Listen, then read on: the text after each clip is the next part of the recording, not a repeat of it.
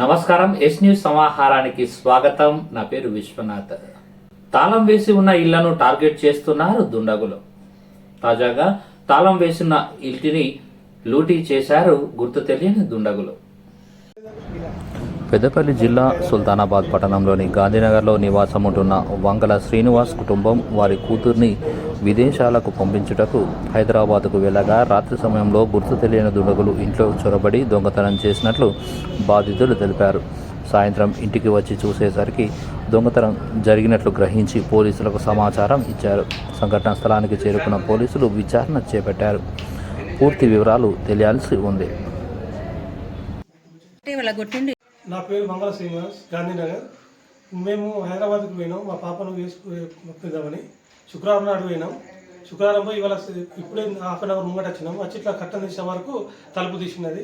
100కు dial చేసిన sir వచ్చిండ్రు, check చేసుకున్నారు. ఏమేమి మీరు అనుకుంటారు? మీరు ఆ బీరువాలు 2 తీసేసిండు. దానికి లోపలది స్ట్రాంగ్ రూమ్ పలగొట్టినాడు. లాక్ అయింది, అది కదులుతలేదు. దాని ఏమైంది ఏమో తెలియదు. కొన్ని వస్తువులు ఇంటి వస్తువులు, కొంచెం చిన్న బంగారు వస్తువులు ఉన్నాయి కదా, విలువల అయితే బ్యాంకు అవి ఖాతా బుక్కులు ఉన్నాయి కదా.